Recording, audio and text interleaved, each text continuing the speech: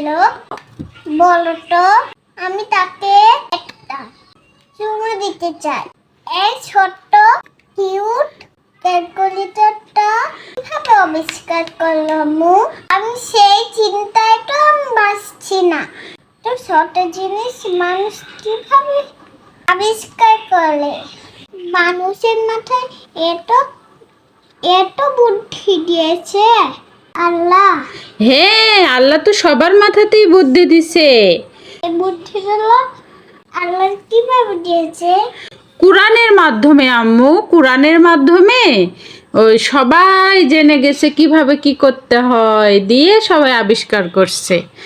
আমার এই ছোট্ট ছোট্ট বিষয়গুলো চিন্তা করতে করতে সারাদিন কেটেছে। তাও ভেবে পাই না মানুষ এগুলো কিভাবে আবিষ্কার করে।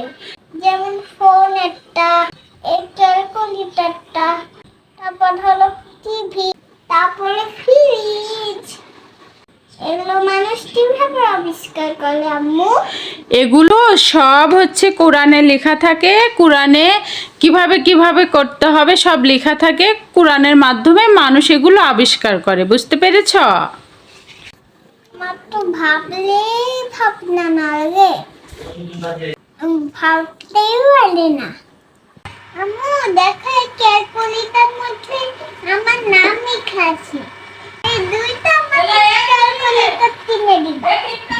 আমি বড় হলে দুইটা কিন্তু ক্যালকুলেটর সুন্দর লেগেছে। আমি বড় হলে আমার জন্য অবশ্যই অবশ্যই ক্যালকুলেটর কিনে দিবা। দেখো নাম লেখা যায়, দেখো নাম লেখা ক্যালকুলেটর কিনে দিবা। জাফনুন, তুমি কোথায় এসছো? পার্কে এসেছি। তাই? জাফনুন, ওই দেখো নদী। বসো বসো, চলে আসবে। হ্যাঁ বসো, তাহলে চলে আসবে।